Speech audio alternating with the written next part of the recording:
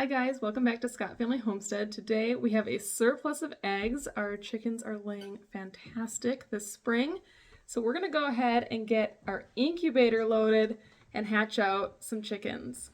Incubating chickens is actually a very simple process if you have the appropriate equipment. Even if you don't have the budget for a fancier incubator, you can do this on your own or even use a broody chicken. So today we're going to talk about how to care for your eggs while you're waiting to incubate them, how to get an incubator set up, all of the requirements for how to incubate your eggs as far as temperature and humidity and that sort of thing. We're going to talk about candling eggs, all the basics of hatching out eggs on your farm. It takes 21 days to hatch out these eggs. So I'm going to show you some of the things to look for, but one of the most important things is that you have a rooster. Or you get your eggs from somebody who has a rooster. We have about 40 chickens, which means one rooster would not be enough to cover all of our hens. With a large flock, you're going to want a rooster for about every 8 hens. We have 6 roosters right now, so we have enough that a good portion of these should be fertilized. If they aren't fertilized, they're not going to grow. So that's a really important part of sourcing your hatching eggs, whether it's from your own farm or somebody else's farm, to make sure that they've got enough roosters to cover all of their hens and that they're active roosters that will be fertilizing eggs. The thing that is important is that it's an unwashed egg and still has its bloom on, but that it is clean. You don't want any poopy eggs going in here. You want it to have a nice medium size. So this one here, this one's a little large. This is the biggest one in my basket. And I am not going to put this one in the incubator. You want it to have that general egg shape where it's pointy on one end and a little bit wider on the other end.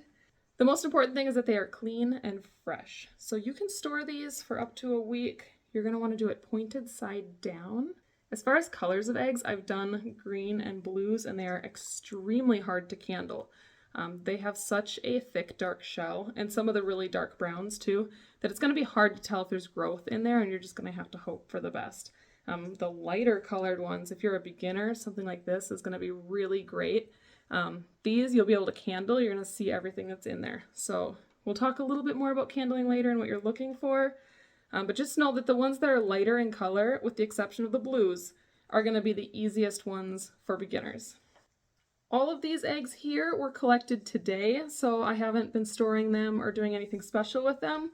And these are the ones I'm going to put into the incubator, including some of the greens, so that when I do a candling video, I can show you what I'm talking about. So let's talk about the incubation process just in general. What you want is consistent heat, humidity, and egg turning. I'm going to show you the incubator that I'm using. It's this HarvestRight 360, and I will link it in the comments. I got this from Tractor Supply. I am a Tractor Supply affiliate, so I will put my affiliate link in the comments. That just means that if you make a purchase at no extra cost to you, I can get a little bit of a commission out of it. The reason we're using this one this year, I actually had this one before, and I made the mistake of getting water on it when cleaning it at the end of the year, and the electronics went out. So last year I went with a different style, like the box style, that also had an egg turner in it and everything. And it did okay, but I had a lower success rate. So I'm actually returning back to this one. I got a brand new one this year, and we're going to give it a try and see, because this is the most highly recommended that I can find. For the first 18 days, you're going to keep it at 99.5 degrees and at 50 to 55% humidity. You want to do that as consistently as possible. That means not having it by a window, having it in a room that has a very consistent temperature, and making it as easy on the machine as possible to keep it nice and steady. Consistency is really the key to a successful hatch rate. At day 18, you're going to boost your humidity up to 70%, and you're going to want to open up some ventilation. So when we set this up, I'll show you how this particular incubator does that, but just in general, that's the key. So you're probably going to have something on your incubator, like a slot that you open up once you get to day 18. And from that point forward, you're going to keep it really high humidity, and you're not going to open the incubator anymore. The last important part of your incubator, or doing this yourself, is that you need to turn the eggs at least 3 times a day, but ideally 5 times a day. And so this keeps the yolk from sticking to the shell. If the yolk is stuck to the shell, it cannot grow an embryo. So you need to turn your eggs consistently. This one has an egg turner in it, as do many of the other ones on the market, and I will show you that when we get in here. Again, at day 18, that's kind of the magic day when you switch things up. You're going to take your egg turner out, or at least turn it off so that it's no longer turning the eggs. And from day 18 to 21, they will sit there, finish their development, and start working towards hatch. I'm going to go ahead and open up the HarvestRight 360 and show you the different parts that it has.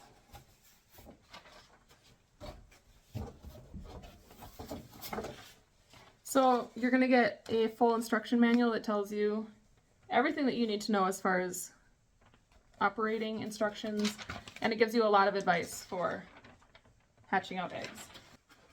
All right, first up you've got your electronics. So this is going to have all of your options here. It's going to default to the 99.5. This has a thermometer and a humidity reader on here. Some people like to put a separate one down in the bottom just to make sure and kind of double check. I just use the one that's on here. You can see it's got little wires here, and then there's also a fan. So this one also has right here, we've got a light, and this can be used for candling. So when this is sitting, you can set the egg on top of here and candle your eggs right on the unit instead of needing a separate flashlight. Candling the eggs is used to tell if they are developing as they should be, and once you get further along, you'll be able to see movement, blood vessels, things like that. So a lot of people candle at day 10, and then again at day 18, right before they lock everything down. Some people candle more often than that, but you're running a risk of changing your humidity and temperature and having that fluctuate a lot every time you remove this lid. Also on the top is your air vent here. So this is how you can manipulate your ventilation. All right, we've got the bottom of the unit here. This is, your eggs are gonna sit on this. You've got wells here for water, and this is how you maintain your humidity. So you're only gonna use well A in the beginning. Once you get to the point of where you need to boost your humidity, you'll take this plug out and also use well B. Also with this, you have your turner, which goes onto this right here, and it'll snap down in there, and this will turn your eggs. On the bottom of this unit, you're going to find a cord. This is the egg turner cord. It's going to plug into the top of the unit. There's two little inputs here. There's the egg turner, which connects to the bottom of the unit, and then the power supply, which you're going to plug into the wall. This is going in our living room. If you're like us, you might have outlets that work from a light switch, so you want to be really careful that you don't plug it into that one. You don't want to be turning this off at any point during the cycle, and hopefully you don't lose power. There are things to troubleshoot that, but ideally it runs through the full 21-day cycle without ever losing power to this unit. It just keeps the counter going and everything working a little easier. Okay, we're plugged in. This top has a notch in the front and the back. You want to make sure those are lined up so that it sits flush down in there and won't be leaking air around the outside. Before I get this going, I'm going to add some water. You don't want to run this dry, so let's get some water put in here to get the humidity up, and then we will plug it in and get it started. And you want your vent to be halfway open. I have filled well A about half full. You can go up to 2/3. I'm just going to monitor this for the first little while here. And you want to leave the plug in B until day 18. It helps keep warm air from escaping. It's going to automatically default to 21 days, and you can click the menu button and it will say D21, and that's how many you have left. You can press the plus and minus buttons at the same time, and that should automatically turn your egg turner so you can see that it's in the proper position. We've got the candling button over here that turns the light on for candling your eggs. Again, we do that at about day 10 and then again at day 18. Since this is a countdown, it'll say day 11 on it when you're on day 10, and then day 18 will say day 3 because you're counting backwards. All right, I've gained a helper. He wants to help load the incubator. One of the things that I do, I always mark my eggs. So some people mark with an X, especially if they're manually turning, then you know which side was up and you can make sure that you're turning them consistently. I like to number my eggs because then when I candle them, I can write down like whether I saw development or what's going on with it. based on the number on the egg. Otherwise it's difficult to keep track. You want in this incubator the pointed side of the eggs pointing towards the center, and you want to make sure that it's sitting loosely in this. If you have any eggs that are so wide they're kind of tight in there, then you probably don't want to use that one, just because with them being loose they can roll more easily and consistently. You want to mark with a pencil and not a pen. Okay, like that green one. Okay, so I'm going to carefully put a 2 on here.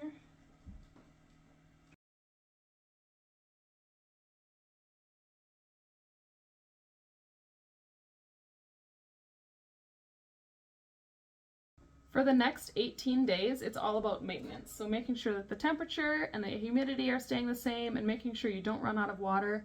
It's really pretty hands-off. You got to check on it a few times a day. Make sure it's rotating.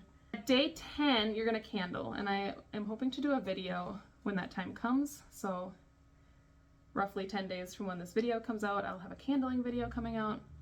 What you're looking for there, if it's completely, you can see through the egg, then it was not fertilized, it never developed. And you can get rid of those at day 10. If it's completely, it lights up and it's completely clear. If you see an egg that has a red ring around it, that means it started developing, but it died off at some point. Something wasn't right with the egg and it didn't continue to grow.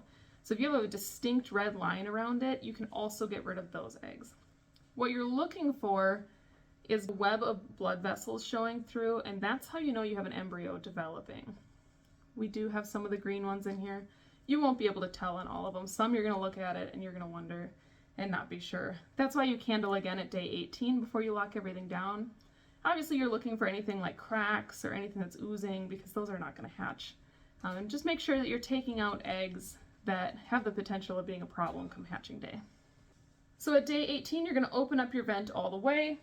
You're going to take off this stopper that says B on it and fill that well with water, and hopefully get your humidity up to 65 to 75%, and you're not going to open this again. So don't candle after day 18. You're going to take out your egg turner and you just want to leave it alone. Maintain your temperature and humidity. That's the most important part. Come day 21, you should start seeing some pips, some little holes and cracks. Once you get a chicken or two, they will be chirping in there. Once you have a chicken in here chirping, it is going to get the other ones excited. It's kind of like a cheerleader cheering them on. You'll start to see more pips and what they call is zips, like they start to work along in a line. And it's really important at that point that you don't help any of these chickens along. It is very tempting when it feels like they are stuck, but it's very important. You can really hurt a chick. I've done it. I've tried to save them and had it not work out. It's honestly best to leave it be. Maintaining the humidity is important, and not opening this is important, because when you open this up, you can cause problems with those eggs. The chickens that are in there, they're going to be good. They're fed by their yolks for at least 24 hours.